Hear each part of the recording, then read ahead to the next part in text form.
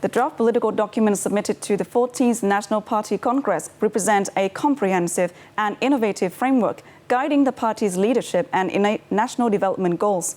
Zanang, what are the highlights within these documents? Yes, the documents reflect new strategic orientations aimed at fostering national unity, innovation, and sustainable development towards 2030 and beyond, ensuring the party leads the country into a new era of wealth, civilization, and happiness. The draft political document submitted to the 14th National Party Congress introduces an important theoretical development, recognizing the theory of renewal path as part of the party's ideological foundation. And this marks a historic shift. It reflects the party's maturity in linking theory with practical experience gained over more than 40 years of đổi mới. The theory of the renewal path is not a departure from foundational principles, but a creative development that adapts socialism to Vietnam's contemporary conditions. And it clarifies the Vietnamese model of socialism built on three key pillars: a socialist-oriented market economy, a socialist rule of law state, and a socialist democracy with the people at the center.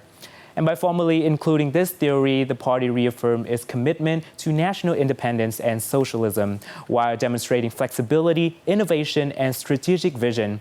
The theory of the renewable path now serves as a guiding compass for Vietnam's continued development in the new era. So now we are joined by Amiet Horowitz, a member of the International Department of the Communist Party USA, to hear his comments on the draft political report. Amiet, thank you so much for joining us today. So the question is, what is your comments about theoretical through thought on đổi mới as part of the party's ideological foundation?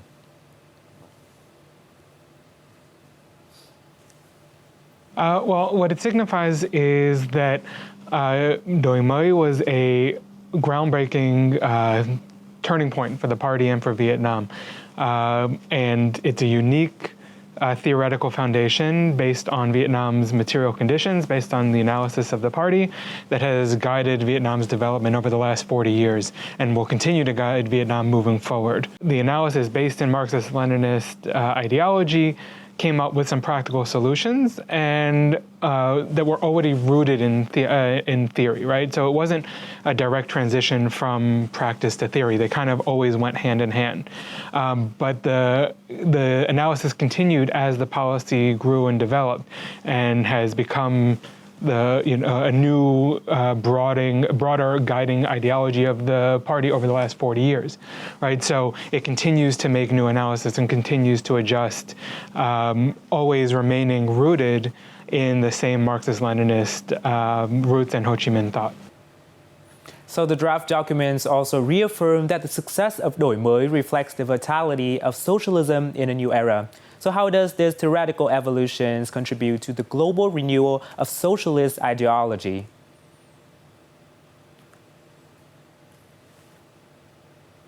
It's very important, right? Vietnam's adjustments made in đổi mới has been a anchor point for a lot of the international socialist movement, right? The reactionaries or anti-communists would point to the dissolution of the USSR, the collapse of socialism in Eastern Europe, and say socialism has failed. But socialists around the world are able to look to Vietnam and say, no, the analysis has been made and adjustments have been made, remaining rooted in Marxist-Leninism, but continued on the socialist path for Vietnam, and we can point to these successes, right? It's all part of the same international socialist movement, right? So we can say, oh, look at all the work Vietnam has done to alleviate poverty, for example, right? And this is done through an analysis of socialist policies of the Communist Party of Vietnam that is a success for the entire international socialist movement, right? So it's a major contribution to the international movement. So one recurring idea in the draft document is that the people are both the goal and the driving force of đổi mới. How does this human-centered vision shape the theoretical character of Vietnam's renewal line?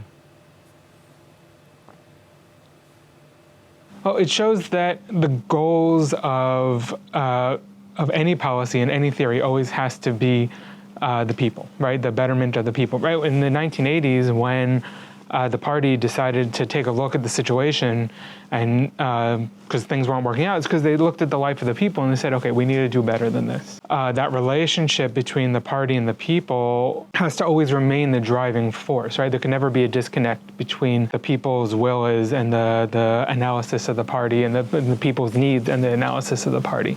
Right, so those always go hand in hand. And at the same time, because those successes help build support among the people, there's a relationship. The party is empowered by the people, and the party is also guided by the needs of the people. So they go hand in hand all the time. Thank you very much for your insight.